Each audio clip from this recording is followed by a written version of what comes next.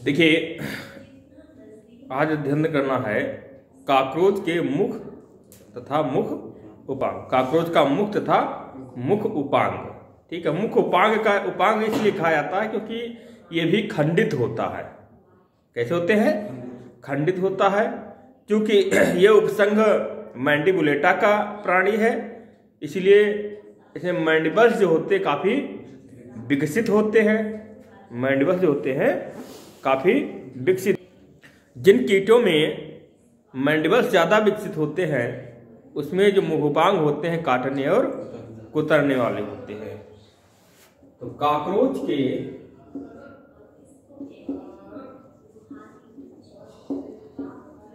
मुख उपांग, कॉकरोच का जो मुख उपांग होता है काटने और कुतरने वाला होता है। अब देखिए कौन कौन से मुख उपांग इसमें होते हैं, अर्थात कौन कौन से उपांगों से मिलकर के इनका पूरा मुख बना हुआ है। पहला है लैब्रम, दूसरा है मैंडिबल्स, तीसरा है प्रथम मैक्सिली,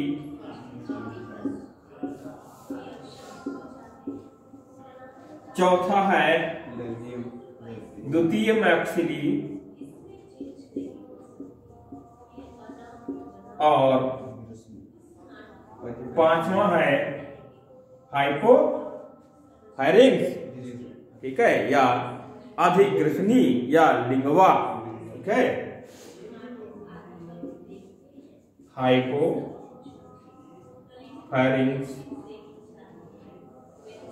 ये 5 उपांगों से मिलकर के पूरा मुख बना हुआ है।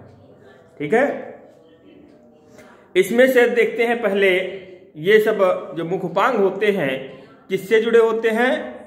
मुख पाली से ढके होते हैं या मुखपाली से जुड़े होते हैं। मुखपाली से जुड़े होते हैं। लैब्रम, मैंडिबल्स, प्रथम मैक्सिली को और क्या होते हैं? जंभिकाएं कहते हैं। द्वितीय मैक्सिली को लैबियम को भी कहते हैं। लैबियम। ठीक है, हाइपोफैरिंक्स को अधिग्रसनी भी कहते हैं।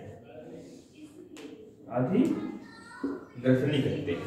ठीक है, ये जो है कॉकरोच के मुख उपांग पाए जाते हैं।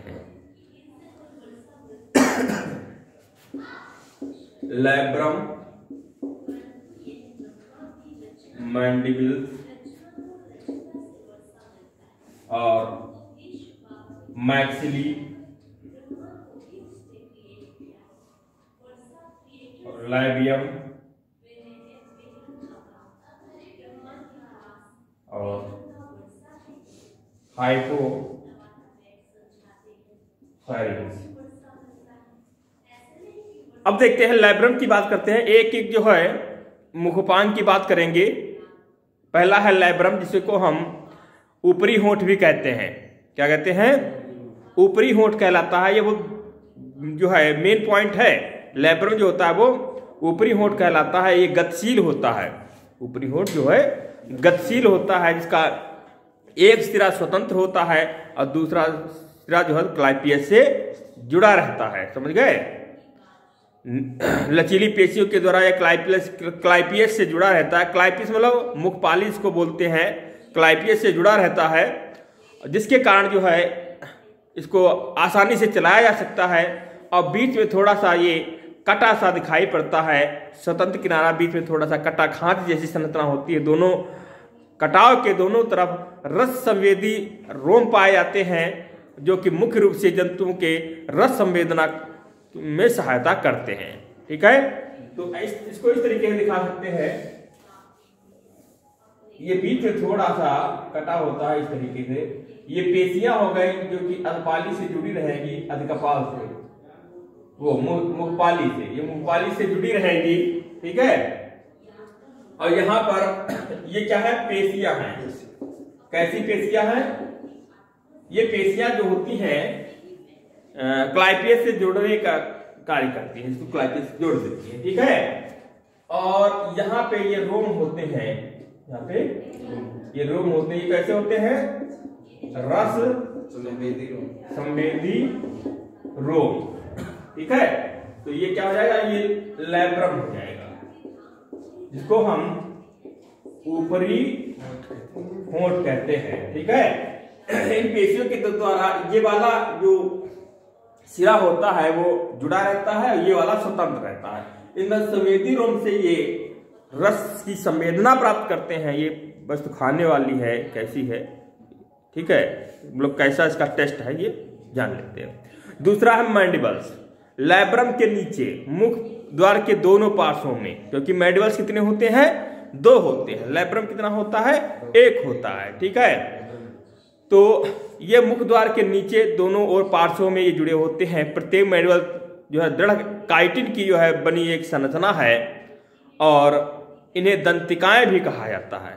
इन्हें दंतिकाएं भी कहा जाता है। दंतिकाएं इसलिए कहा जाता है कि इसमें दांत जैसी संरचना भी होती है, इस तरीके से संरचना होती है इनकी।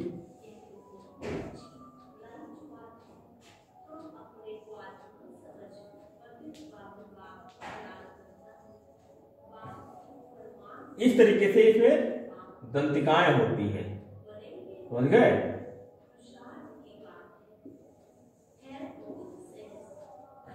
इन दंतिकाओं के द्वारा, ये मैंडिबल्स 2 होते हैं, तो इन दंतिकाओं के द्वारा ही काटने और कुतरने का कार्य किया जाता है।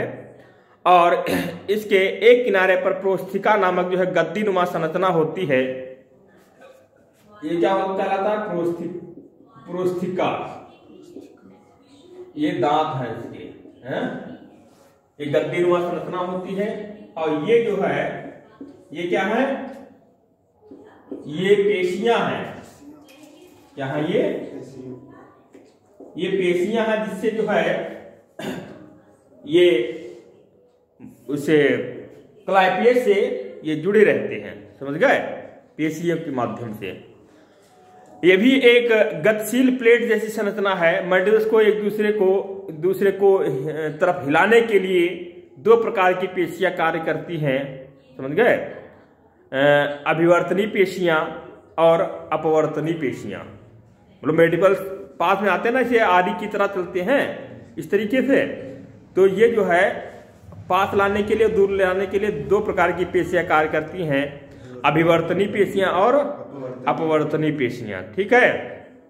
एक दूसरे से दूर हटाने के लिए अपवर्तनी पेशियां कार्य करती हैं, और पास में लाने के लिए, मैंडिबल्स को पास में लाने के लिए अभिवर्तनी पेशियां कार्य करती हैं। ये भोजन को जो है चबाने के लिए, उसको मतलब चबाने का भी कार्य करती है, कुतरने का भी कार्य करते हैं। आगे है, तो ये हो जाएंगे 2, क्या हो जाएंगे? मैंडिबल्स हो जाएंगे, मैंडिबल, ठीक है। उसके बाद अगला क्या है?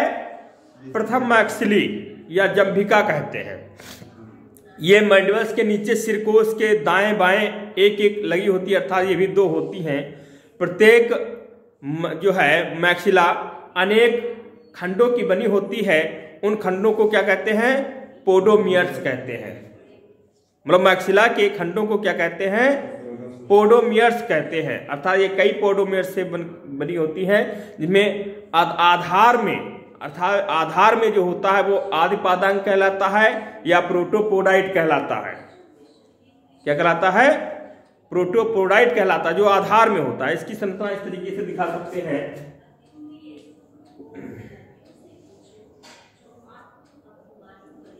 एक ही बनाएंगे, ठीक है, एक ही संरचना का अध्ययन करेंगे। 2 होती है, एक समान बिल्कुल 2 होती है, समझ गए? लेकिन यहां पर एक ही यहां पे बात करेंगे।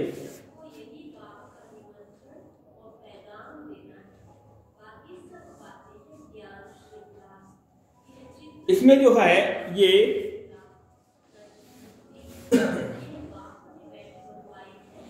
इस तरीके से संरचना होती है, एक इधर हो जाएगी और एक इधर हो जाएगी।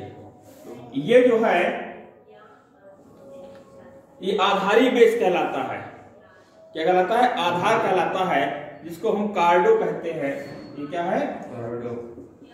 कार्डो है। ये क्या है? स्टाइप्स है, ये कार्डो हो जाएगा, ये स्टाइप्स हो जाएगा और ये मैक्सिलरी पैल्प हो जाएगा,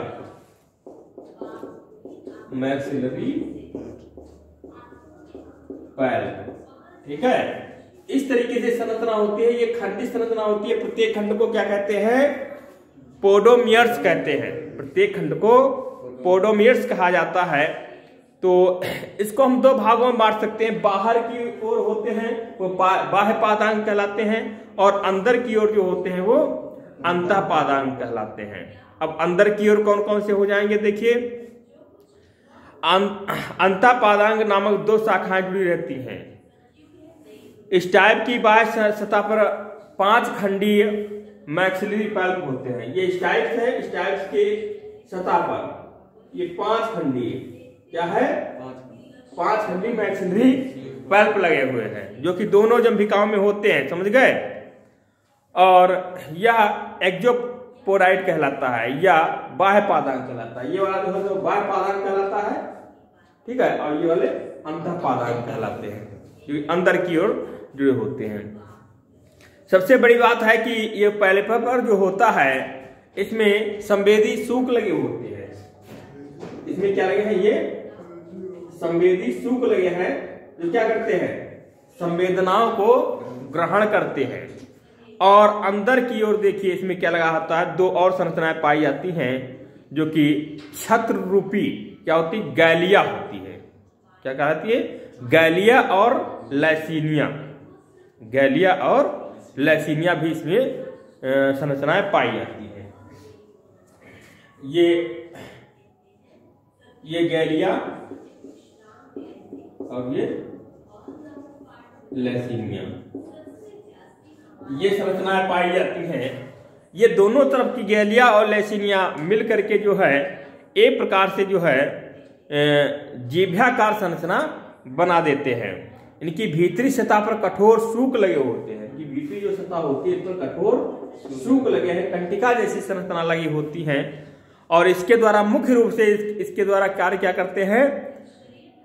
अपनी श्रृंगिकाओं को ये साफ करते हैं। ये दोनों तरफ की जो है, दोनों तरफ की ये गैलिया लैसीनिया में जिसमें कंटिका है, श्रृंगिकाओं को इसके बीच में डाल करके इस तरीके से और खींच देते हैं।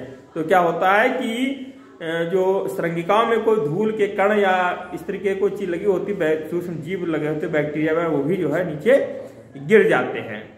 तो ये क्या करते हैं? मुख्य रूप से श्रृंगिकाओं को, ये लैसीनिया के जो सूक हैं इस श्रृंगिकाओं को साफ करने में और मैक्सिलरी पल्प को भी साफ करने में। ये मैक्सिलरी पल्प है, इन्हीं के दोनों बीच के बीच एक इधर से हो जाएगा ये कंटिका जैसी संरचना और एक इधर से हो जाएगी ना, 2 बताए हैं ना मैक्सिलरी पल्प। तो एक इधर कंटिका जैसी संरचना ये लैसीनिया गैलिया हो जाएगी, लैसीनिया हो जाएगी और दोनों के बीच में मैक्सिलरी पल्प डाल के इस तरीके से निकाल दिया था। तो ब्रश जैसा कार्य करता है जिससे जो है ये इनका सफाई की हो जाती है। इसमें पैर भी डाल करके ये अपनी सफाई कर लेते हैं, ठीक है। उसके बाद में देखिए लैबियम, इसको हम द्वितीय मैक्सिली कहते हैं। मुखद्वार के अधर पर स्थित होने के कारण इसको हम निचला होठ भी कहते हैं। इसको क्या कहते हैं? निचला होठ कहते हैं। और इसमें जो है 2 प्रकार की संरचनाएं पाई थी, ग्लासा और पैराग्लासा। ये संरचना एक ही होती है। लैबियम जो है वो एक ही संरचना है, लेकिन ऐसा लग रहा है कि इस तरीके की संरचना है, ऐसा लग रहा है कि दोनों 2 पार्टों के समेकित होने से मिल करके ये बना हुआ है, ठीक है। तो इसकी संरचना इस तरीके से होती है, जैसे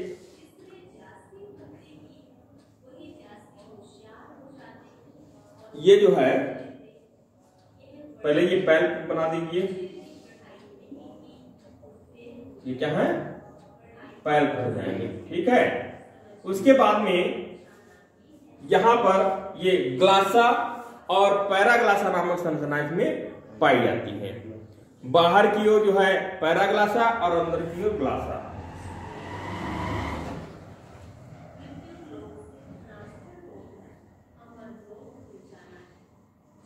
इस तरीके से संरचना पाई जाती है। ये जो है पैरा ग्लासा है और ये ग्लासा है। ये दोनों मिलकर के क्या बनाती है? जीभ बनाती हैं। ये दोनों मिलकर के क्या बनाती हैं? जीभ जैसी संरचना बनाती है, जिसको जिह्वा कहा जाता है, ठीक है। और जैसे ये मैक्सिली में मैक्सिली पल्प था तो लैबियम में क्या हो जाएगा, ये जो ये है जो संरचनाएं ये क्या हो जाएंगी, इस पे भी संवेदी रूप होते हैं, इसको क्या कहेंगे, लैबियल पल्प कहेंगे। ठीक है, लैबियल पल्प कहा जाता है। ठीक है, और ये इसका आधारी भाग हो जाएगा, इसको हम मेंटम कहते हैं। इसको क्या कहते हैं, मेंटम। तो ये संरचनाएं होती हैं, ये क्या कहलाता है, ये लैबियम कहलाता है। पूरी संरचना क्या है, ये लैबियम। अगर बीच से इसकी रेखा खींच दी जाए तो लग रहा है कि ये क्या है, कि दो भागों से मिलकर के बना है, कि जो है दो भागों से मिलकर समेकित होने से ये लैबियम बना है। इसको हम ग्लासा पैराग्लासा को हम जीभ भी कहते हैं, इसमें भी संवेदी रोम लगे होते हैं और स्पर्श संवेदी रोम भी लगे होते हैं।